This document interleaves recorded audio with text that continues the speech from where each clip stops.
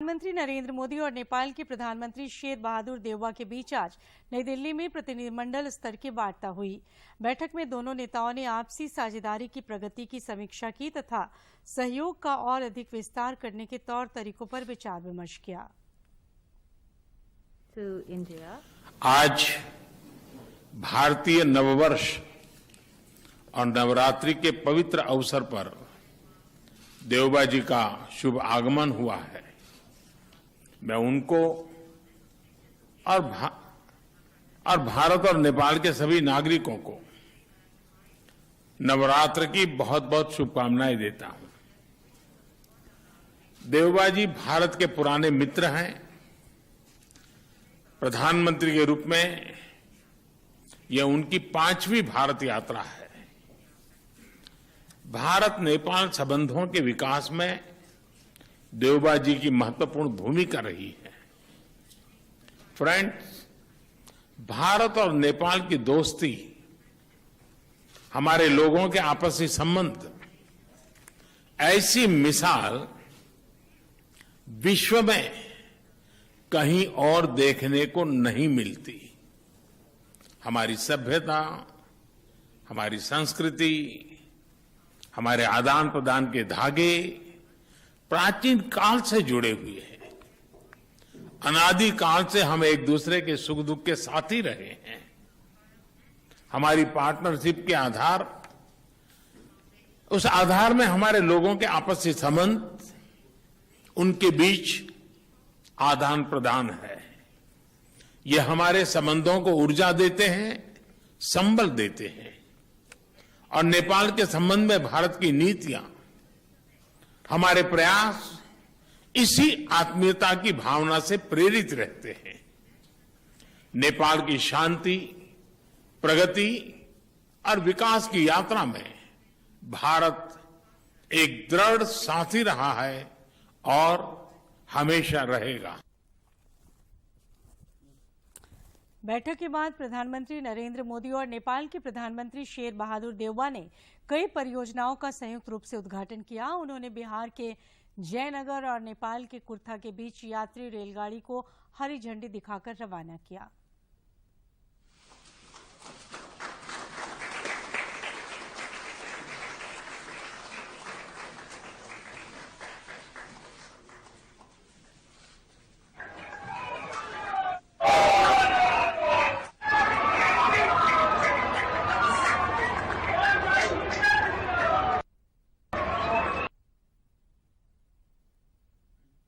भारत और नेपाल के प्रधानमंत्री ने संयुक्त रूप से सोलू कॉरिडोर, 132 केवी क्षमता की बिजली प्रेषण लाइन और भारत सरकार की ऋण साख के अंतर्गत नेपाल में बनाए गए बिजली उप केंद्र का भी उद्घाटन किया। दोनों नेताओं ने नेपाल में रुपे कार्ड की शुरुआत की।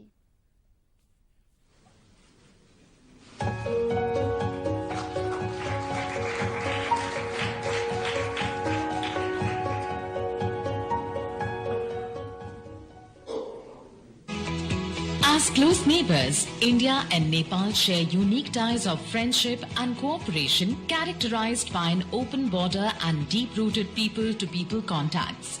RuPay, the first global card payment network from India, has financially empowered more than 70 crore Indians from all sections of the society.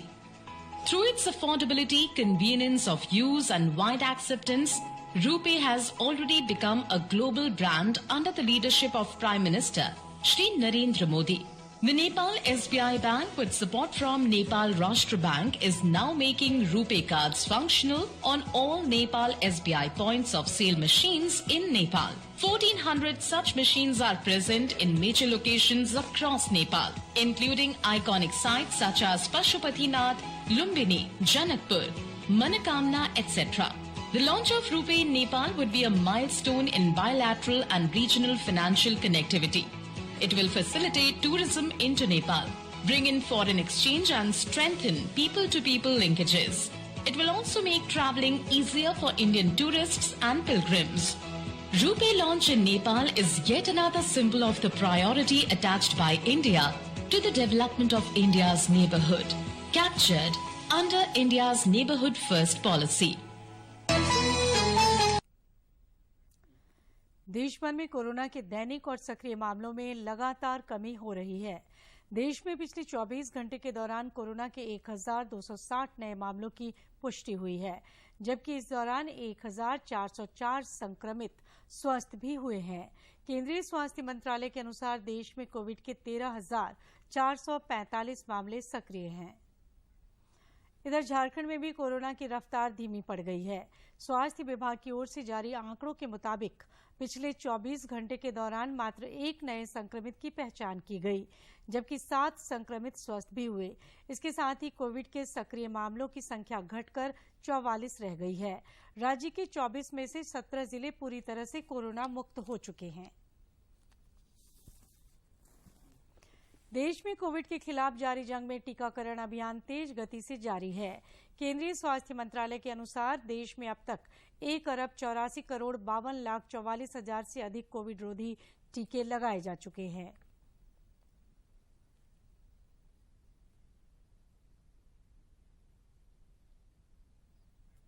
Simdega में कोरोना के जोखिम को कम करने के लिए वैक्सीनेशन का काम अनवरत जारी है।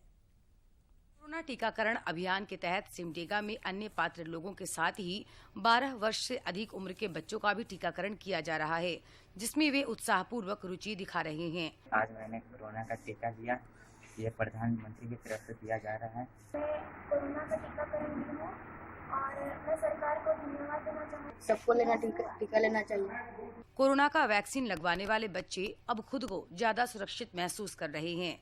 साथ ही वे मुफ्त टीका उपलब्ध करने के लिए केंद्र सरकार और प्रधानमंत्री नरेंद्र मोदी का आभार भी जता रहे हैं। मैं कोरोना टीका लिया है और सरकार की ओर से हम लोग सुरक्षित रह रहे हैं। मैं कोरोना का टीका ली हूँ। मैं प्रधानमंत्री नरेंद्र मोदी जी को धन्यवाद देती हूँ। इलाके के बुद्धिजीवियों का मानना है कि कोरोना वैक्सीन को लेकर आम लोगों में जितनी भी भ्रांतियां थीं, वो अब दूर हो गई हैं, जिस कारण टीकाकरण अभियान तेज गति से आगे बढ़ रहा है। आज बच्चे जो है 12 साल से ऊपर के बच्चे को जो टीकाकरण किया जा रहा है और बहुत ही बेहतरीन कार्य है। सरकार की पहल बहुत ही अच्छी है। बच्चे भी बहुत ही उत्साहपूर्वक वैक्सीन ले रहे हैं। झारखंड समेत देश भर में कोरोना पर काफी हद तक अंकुश लग चुका है, जिसमें टीकाकरण अभियान एक प्रमुख कारक रहा है। सिमडेगा से मनोज कुमार सिन्हा, मनु की रिपोर्ट। राजस्थान में रांची की रहने वाली डॉक्टर अर्चना जोशी को आत्महत्या के लिए उकसाने के विरोध में आज राज्य भर के सरकारी और निजी अस्पतालों में ओपीडी सेवा बंद रहने के कारण मरीजों को परेशानियों का सामना करना पड़ा, लेकिन इस दौरान आपातकालीन सेवाएं चालू रहीं। आंदोलनरत चिकित्सकों का कहना है कि इस घटना से सभी डॉक्टर बहुत दुखी हैं। चिकित्सकों का कहना है कि प्रशासन और समाज के द्वारा अपनी ड्यूटी निभाने वाले डॉक्टरों के प्रति सहयोग नहीं मिलना एक निंदनीय स्थिति है। कोशिश होनी चाहिए कि भविष्य में इस तरह की घटना दोबारा न हो। देश में बढ़ती महंगाई एवं आम जनता को उससे होने वाली परेशानियों के विरोध में महंगाई मुक्त भारत अभियान के तहत रांची महानगर कांग्रेस कमेटी के द्वारा राजभवन के समक्ष 1 दिवसीय धरना दिया गया। धरना कार्यक्रम में झारखंड प्रदेश कांग्रेस प्रभारी अविनाश पांडे, प्रदेश कांग्रेस अध्यक्ष राजेश ठाकुर सहित मंत्री रामेश्वर उरांव एवं बन्ना गुप्ता समेत कई मंत्री और नेता मौजूद रहे। इस दौरान कांग्रेस नेताओं ने केंद्र सरकार से जल्द जनता को महंगाई से राहत दिलाने की मांग की। महंगाई उसको लेकर पूरे देश में कांग्रेस पार्टी ने आह्वान किया है। आम जनता से और कांग्रेस के कार्यकर्ता सड़कों पर उतरे हुए हैं। यह आंदोलन बढ़ती हुई महंगाई के विरोध में है। जैसे कि आप सब जानते हैं कि जब तक चुनाव के नतीजे आने थे, तब तक ये सभी चीजें एक सीमा के अंदर थी, लेकिन जैसे ही चुनाव के नतीजे आ गए, आपने देखा कि किस प्रकार रोज। झारखंड मुक्ति मोर्चा के वरिष्ठ नेता और विधायक स्टीफन मरांडी ने पार्टी के नाराज विधायकों को सलाह दी है कि कोई भी समस्या या परेशानी हो तो उसे वे पार्टी फोरम में रखें और सार्वजनिक रूप से बयानबाजी से बचें। उन्होंने कहा कि पार्टी का ये मानना है कि राज्य में रहने वाले आदिवासियों और मूलवासियों समेत सभी के हितों को ध्यान में रखकर स्थानीय नीति का निर्धारण हो। पुतला दहन करना ये उचित नहीं है। पार्टी के अनुसार ये सही नहीं है, ये पार्टी के खिलाफ का काम है। तो ये पार्टी के खिलाफ भी काम जो कर रहा है, उसी के लिए हम साफ करने के लिए आज पेशी कर रहा है कि भाई इस तरह की बात नहीं होनी चाहिए और इमेच्योर तरह से किसी के बढ़ावे से, किसी के उकसावे से कोई भी चीज को इस ढंग से बात को पब्लिक के सामने हटिया में मीटिंग कर रहा है। भाजपा अनुसूचित जाति मोर्चा की ओर से आगामी 14 अप्रैल को बाबा साहेब आम्बेडकर जयंती के अवसर पर राज्य भर में कई कार्यक्रमों का आयोजन किया जाएगा। भाजपा विधायक और अनुसूचित जाति मोर्चा के प्रदेश अध्यक्ष अमर बावरी ने बताया कि पार्टी की स्थापना दिवस से लेकर आम्बेडकर जयंती तक सेवा दिवस के रूप में मनाया जाएगा। राजधानी रांची में आज से भाकपा माले केंद्रीय कमेटी की 3 दिवसीय बैठक शुरू हुई। आज बैठक के प्रथम सत्र के बाद पत्रकारों को संबोधित करते हुए पार्टी के राष्ट्रीय महासचिव दीपांकर भट्टाचार्य ने कहा कि दुनिया मंदी के दौर से गुजर रही है और इसके प्रभाव से भारत में भी महंगाई बेतहासा बढ़ी है। उन्होंने कहा कि केंद्र सरकार को इस दिशा में जनता को राहत देने के लिए ठोस कदम उठाने की आवश्यकता है। और खासकर पेट्रोल, डीजल, रसोई गैस की कीमतों में जो जबरदस्त बढ़ोतरी हुई है, इसको सरकार इसको वापस कराए। इसके लिए हम पूरे 1 सप्ताह पूरे देश में आंदोलन का कार्यक्रम लेंगे। वहीं पत्रकारों के एक सवाल के जवाब में बगोदर विधायक विनोद सिंह ने कहा कि नीतियों के अभाव में झारखंड में बेरोजगारी की समस्या से युवा जूझ रहे हैं। बैंक हो तमाम तो खत्म हो गई है संभावनाएं, और इस स्थितियों में राज्यों से सबसे ज्यादा उम्मीद रह रही है लोगों की। और झारखंड में भी देखें तो स्थिति कम से कम रोजगार के मोर्चे पे तो इससे कोई अलग नहीं है, बल्कि 2 सालों से सारी चीजें तो यहाँ नियम और प्रक्रिया, झारखंड में तो एक कदम आगे ही कि नियमों के अभाव में सारी नियुक्तियां ठप है। नियुक्तियां क्या ठप क्या, बल्कि जिसके लिए लोग रोजगार की तलाश कर रहे थे, लोग इंटरव्यू की तलाश में थे और वही परीक्षाएं रद्द हो गई। और पिछला सत्र अगर आप देखें तो सबसे ज्यादा यही सवाल जो है कुवैत का रहा। झारखंड की बेटी सलीमा टेटे की कप्तानी में जूनियर भारतीय महिला हॉकी टीम को आज पहली जीत मिली। भारतीय महिला हॉकी टीम ने वेल्स को 1 के मुकाबले 5 गोल से पराजित किया। इस टीम में झारखंड की संगीता कुमारी और ब्यूटी डुंगडुंग भी शामिल हैं। और अब कुछ खबर राज्य के विभिन्न जिलों से।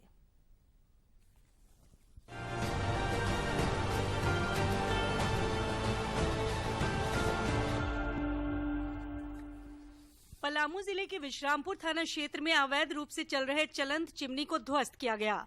अवैध खनन के मामले में स्थानीय थाने में प्राथमिकी दर्ज कराई गई है और आरोपियों की गिरफ्तारी के लिए छापामारी अभियान जारी है। कोलकाता डिटेक्टिव ब्रांच पुलिस ने जामताड़ा पुलिस के सहयोग से करीब 4.5 लाख की साइबर ठगी मामले में 2 साइबर ठग को एटीएम कार्ड और मोबाइल सिम समेत गिरफ्तार किया। दोनों की गिरफ्तारी करमाटांड़ थाना क्षेत्र के मट्टांड़ झिलवा से हुई। साहिबगंज जिले के बरहेट थाना की पुलिस ने सामूहिक दुष्कर्म के मामले में 2 आरोपियों को गिरफ्तार करने में सफलता हासिल की है। दोनों आरोपियों के खिलाफ पीड़िता के बयान के आधार पर केस दर्ज किया गया है। गढ़वा जिले की पुलिस चोरी की 2 मोटरसाइकिल के साथ एक व्यक्ति को गिरफ्तार किया है। वाहन चेकिंग के दौरान चोरी की मोटरसाइकिल के साथ युवक को गिरफ्तार किया गया। गिरिडीह में सरस्वती शिशु विद्या मंदिर स्कूल से भव्य शोभा यात्रा निकली।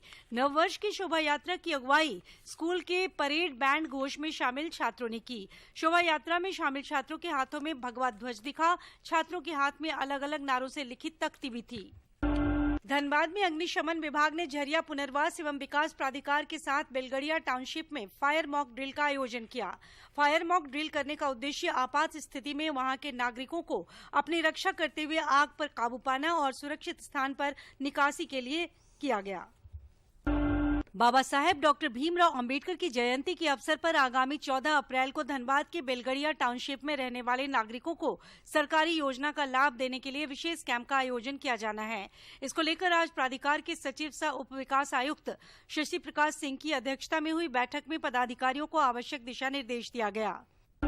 विधायक मथुरा प्रसाद महतो ने आज 3 गरीब मरीजों के इलाज के लिए 1,40,000 रुपए का चेक सौंपा। उन्होंने इलाजरत मरीजों के परिजनों को चेक सौंपा। आज सूचना भवन के सभागार कक्ष में रामनवमी तथा सरहुल को देखते हुए नगर निगम हजारीबाग की बैठक संपन्न हुई। बैठक में महापौर, सहायक नगर आयुक्त, नगर प्रबंधक, अभियंतागण, हेड जमादार, सभी वार्डों के जमादार तथा तहसीलदार उपस्थित थे। बैठक में शहर में खराब सभी चापानल, स्ट्रीट लाइट को चिन्हित कर जल्द से जल्द उसे ठीक कराने का निर्देश दिया गया। खूंटी जिले में सुदूर क्षेत्र के लोग जागरूक दृष्टिकोण के साथ जल संचयन की दिशा में अग्रसर हैं। जिले के रनिया प्रखंड अंतर्गत रोहिनपनी गांव में श्रमदान कर बोरी बांध बनाया गया। प्रशासन और ग्रामीणों के सामूहिक प्रयासों से श्रमदान कर जल संचयन के लिए बोरी बांध बनाए जा रहे हैं।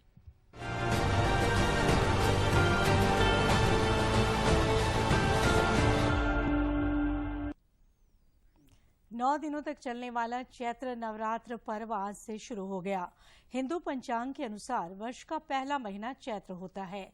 इस पर्व का समापन पर भगवान राम के जन्मोत्सव रामनवमी के रूप में मनाया जाता है। श्रद्धालु समृद्धि और सौभाग्य के लिए 9 दिनों तक उपवास करते हैं और देवी दुर्गा के 9 रूपों की पूजा अर्चना करते हैं। राज्य में भी श्रद्धा और भक्तिभाव से भक्तगण पूजा में लीन हैं। सवेरे से ही मंदिरों में श्रद्धालुओं की लंबी लाइन देखी जा रही है। राज्यपाल रमेश बैस और मुख्यमंत्री हेमंत सोरेन ने भी चैत्र नवरात्र पर राज्यवासियों को बधाई दी है। रामगढ़ जिले के रजरप्पा स्थित मां छिन्नमस्ती के मंदिर परिसर में भी आज चैत्र नवरात्र को लेकर श्रद्धालुओं की भीड़ देखी गई और श्रद्धालुओं ने मां छिन्नमस्तिके की पूजा अर्चना की। मंदिर न्यास समिति के पुजारी सुबोध पंडा ने बताया कि आज चैत्र नवरात्र के प्रथम दिन मां शैलपुत्री की पूजा हुई और ये प्रक्रिया अगले 9 दिनों तक चलेगी। आज माता के दरबार में चैत्र नवरात्र का प्रारंभ दिन है। प्रथम शैलपुत्री का पूजन हुआ और वासंतिक नवरात्र में पूरे मां छिन्नमस्तिका के दरबार पूजा अर्चना करने के लिए आए एक श्रद्धालु ने बताया कि आज कलश स्थापना हुआ है। मां सभी की इच्छा और मनोकामनाओं को पूरा करती हैं। पासवान, मैं डाल्टनगंज से आया हूँ। यहाँ 200 विद्या का महाशक्ति यहाँ कलश स्थापना हो रही है।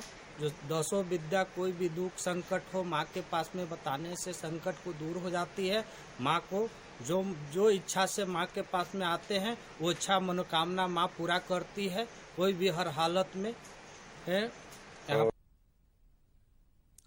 देवघर बाबा मंदिर में एक ज्योतिर्लिंग के साथ साथ एक शक्तिपीठ भी है, इसलिए इसे शिव और शक्ति के मिलन स्थल के रूप में भी जाना जाता है। ऐसे में जिस तरीके से यहाँ ज्योतिर्लिंग की पूजा होती है, ठीक उसी तरीके से शक्ति की आराधना भी की जाती है। हालांकि चैत्र नवरात्र में यहाँ मूर्ति स्थापित नहीं होती है, लेकिन शिव और शक्ति की विशेष आराधना और पाठ की जाती है। बाबा मंदिर में आज तक 40,000 से अधिक भक्त दर्शन और पूजन के लिए पहुंचे। 9 दिनों तक के मंदिर के प्रांगण में दुर्गा पाठ और विशेष आरती का कार्यक्रम किया जाएगा। कड़ी सुरक्षा व्यवस्था के बीच फुट ओवर ब्रिज के माध्यम से भक्तों को प्रवेश दिया जाएगा और कम समय में दर्शन के लिए शीघ्र दर्शनम की व्यवस्था की गई है। और इसके साथ साथ ही मां पार्वती मंदिर में, जो कि मां श्रीमती त्रिपुर सुंदरी देवी की प्रतिमा है, मूर्ति है, और जय दुर्गा देवी की। भारतीय हिंदू नववर्ष को लेकर आज देवघर बीजेपी के द्वारा भव्य यात्रा निकाली गई। जलसार रोड से ये यात्रा विभिन्न चौक चौराहा और सड़कों से होते हुए बाजला चौक पहुंची। गौरतलब है कि तकरीबन 2 वर्ष के बाद ऐसी भव्य यात्रा निकाली गई, जिसमें कार्यकर्ताओं में काफी उत्साह देखा गया।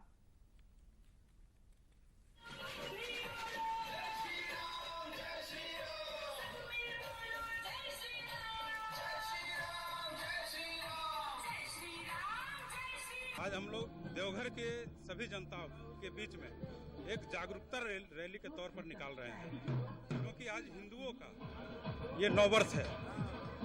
लोग 31 जनवरी के रात में नववर्ष सेलिब्रेट कर लेते हैं। देवघर की जनता को हम बताना चाहते हैं कि वो वर्ष हमारा नहीं है, हम लोगों का नववर्ष आज है। इसलिए आज हम सभी देवघर के युवा भाइयों साथ में पद यात्रा निकाल रहे हैं और लोगों के बीच ये संदेश दे रहे हैं कि आने वाले समय में इसे बड़े पैमाने पर हम लोग नववर्ष के रूप में मनाएं।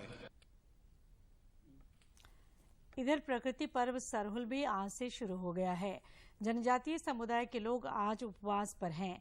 वहीं 3 को सरहुल पूजा, केकड़ा पकड़ने की परंपरा और जल रखाई की विधि की जाएगी। 5 को सरहुल महोत्सव के साथ ही ये पर्व संपन्न होगा और इस दिन फुलकोसी भी की जाएगी। प्रगतिशील लेखक संघ के तत्वावधान में रांची स्थित रामदयाल मुंडा जनजातीय शोध संस्थान के सभागार में आज प्रकाश देवकुलिश के काव्य संग्रह असंभव के विरुद्ध का लोकार्पण किया गया। इस अवसर पर प्रसिद्ध आलोचक रवि भूषण, लेखक अशोक प्रियदर्शी, महादेव टोप्पो, ऋषिकेश सुलभ, किशन कालजई, कुमार रणेंद्र और डॉक्टर किरण समेत कई अन्य लोग मौजूद थे। कार्यक्रम के दौरान वक्ताओं ने कविता पाठ करते हुए रचना की प्रशंसा की। धकेल देना काले इरादों को, चमत्कार जिसे हम कहते हैं, शंका के कुहासे से ढका रहता है सच सा, परिणाम सा कब कहां पता नहीं, और चलती लौ से असंभव हार जाता है। राजधानी रांची समेत राज्य के कई इलाकों में गर्मी का प्रकोप बढ़ता जा रहा है। पिछले 24 घंटे के दौरान डाल्टनगंज में अधिकतम तापमान 43.4 डिग्री सेल्सियस रिकॉर्ड किया गया। राज्य के उत्तर पश्चिमी इलाके के कुछ क्षेत्र लू की चपेट में हैं। मौसम विज्ञान केंद्र रांची के वैज्ञानिक ने बताया कि अगले 4 दिनों तक अधिकतम तापमान में किसी बड़े बदलाव की उम्मीद कम है। राज्य का मौसम आमतौर पर शुष्क बना रहेगा। कुछ इलाकों में आसमान में हल्के दर्जे के बादल छाए रह सकते हैं। गर्मी आते ही तरबूज जैसे मौसमी फल का भी आगमन हो चुका है। बाबा नगरी देवघर में हालांकि अभी लोकल तरबूज की पैदावार आने में कुछ देर है। इस कारण यहां उड़ीसा से तरबूज की खेप पहुंच रही है। देवघर के सबसे बड़े फल मंडी बाजार समिति में इस बार तरबूज की खूब डिमांड है। लोकल तरबूज की पैदावार आने में फिलहाल कुछ देर है। इस कारण यहां उड़ीसा से ट्रक भरकर तरबूज पहुंच रहे हैं। देवघर के इस बाजार समिति से संथाल परगना के कई जिलों में तरबूज भेजी जाती है। व्यापारी बताते हैं कि 2 साल के लॉकडाउन के बाद बाजार में तेजी आई है। तरबूज का बिक्री अभी अभी शुरू हुआ है। जिस हिसाब से गर्मी है उस हिसाब से जो है आमदनी भी हो नहीं पा रहा है तरबूज का। अभी उड़ीसा से हम लोग तरबूज मंगा रहे हैं। पहले नागपुर से आता था, उड़ीसा से शुरू हुआ है। और ये समझ लीजिए कि 2 साल से जितना किसान मार खाया है वो तरबूज का खेती ही कम किया है। इस वजह से डिमांड होने के वजह से जो है सो अभी नया फल है। और सामने में 3 तारीख से रमजान का महीना शुरू हो रहा है। हम लोग का नवरात्रा चैती दुर्गा शुरू हो रहा है। इस वजह से डिमांड बहुत ज्यादा है। देवघर की थोक मंडी में तरबूज 16 रुपए से 18 रुपए प्रति किलो बिक रहे हैं, जबकि खुदरा व्यापारी इसे 25 से लेकर 35 रुपए किलो तक बेच देते हैं, जिससे उन्हें अच्छा मुनाफा हो रहा है। दुकानदार वाले को अभी 18 से 16 से 18 प्रति किलो। और लोकल वाला कब आता है? लोकल वाला 20 दिन देरी है। तो लगभग एक गाड़ी मिल जाता है। हाँ, एक गाड़ी 15 टन, 16 टन, 15, 16, 17, 18 बिक्री के ऊपर है, ग्राहक के ऊपर है। देवघर के व्यापारियों और किसानों को उम्मीद है कि इस बार जिस प्रकार गर्मी का सितम बढ़ रहा है उस पर तरबूज अपना जरूर रंग दिखाएगा और रसीले तरबूजों की जमकर खरीद बिक्री होगी। देवघर से मनीष दुबे की रिपोर्ट। गिरिडीह जिले के निमिया घाट थाना क्षेत्र के बंदखारों में सीआरपीएफ की 154 बटालियन द्वारा सिविक एक्शन प्लान के तहत छात्र छात्राओं के बीच पठन पाठन सामग्रियां वितरित की गईं। सेकंड कमांडेंट राजेश ठाकुर ने बताया कि सिविक एक्शन प्रोग्राम का उद्देश्य पुलिस और जनता के बीच बेहतर संबंध स्थापित करना है।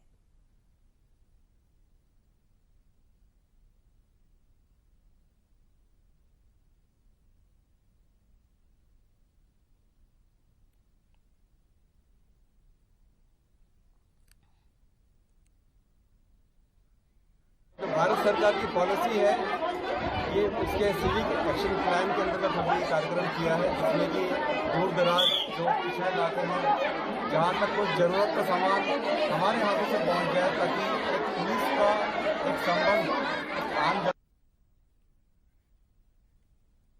गोड्डा में जल शक्ति मंत्रालय के लगातार प्रयासों से गांव के किसान और मजदूर, खासकर महिलाएं, आर्थिक रूप से मजबूत हो रही हैं। जल शक्ति मंत्रालय की पहल पर गोड्डा जिले के रोजगार सेवकों, मजदूरों और मिनटों को जल संचयन और इससे होने वाले लाभ तथा रोजगार की ट्रेनिंग दी जा रही है। गोड्डा के वीके प्रधान वैज्ञानिक रविशंकर ने बताया कि इस तरह की ट्रेनिंग से किसानों को आने वाले समय में काफी लाभ मिलेगा तथा उनकी आमदनी दोगुनी हो सकेगी। बिरसा हरित ग्राम योजना काफी महत्वाकांक्षी योजना है हमारे सरकार की, तो इस सरकार की योजना को आगे बढ़ाना है, अधिक से अधिक इसमें लाभुकों को सम्मिलित करना है ताकि लाभुक इसका लाभ लेके सशक्त हो सके, आमदनी बढ़ाकर, अपने लिवलीहुड को बढ़ाकर। तो लिवलीहुड और आमदनी बढ़ाने में, जीविकोपार्जन को आगे बढ़ाने में जो है बिरसा हरित ग्राम काफी अच्छी योजना है। गांव की मेठो एवं महिलाओं ने भी इस प्रशिक्षण कार्यक्रम की जमकर तारीफ की है और केंद्र सरकार को धन्यवाद दिया। यहाँ हम लोग का 3 दिन का जो प्रशिक्षण हुआ संरक्षित कर सकते हैं, आने वाले समय में कैसे हम लोगों को इससे मतलब लाभ मिल सकता है। और यहाँ हम लोग को प्रशिक्षण मिला कि गांव में जाकर सभी ग्रामीणों को इसके बारे में अच्छी तरह से समझाएंगे। गोड्डा में आम की फसल बहुत जोर शोर से लगाई जाती है।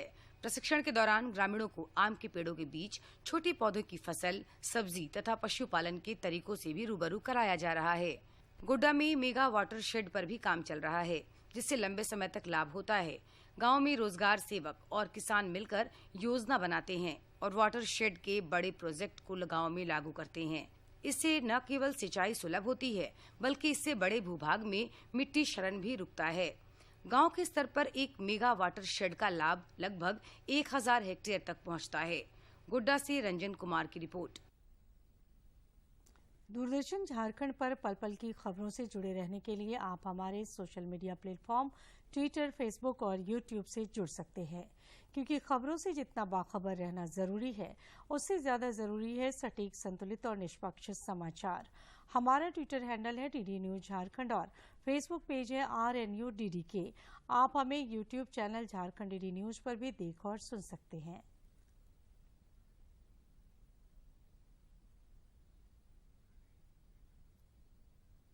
और अंत में मुख्य समाचार एक बार फिर। भारत और नेपाल के प्रधानमंत्री ने संयुक्त रूप से बिहार के जयनगर से नेपाल स्थित कुर्था के बीच चलने वाली पहली यात्री ट्रेन सेवा को दिखाई हरी झंडी।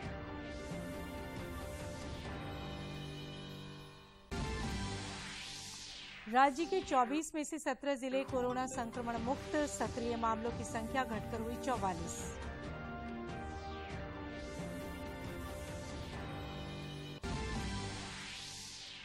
झारखंड की बेटी सलीमा टेटे की कप्तानी में जूनियर भारतीय महिलाओं की टीम को मिली पहली जीत। वेल्स को 1 के मुकाबले 5 गोल से किया पराजित। और चैत्र नवरात्र की आज से हुई शुरुआत। रजरप्पा स्थित मां छिन्नमस्तिके और देवघर के बाबा वैद्यनाथ मंदिर में विशेष पूजा अर्चना।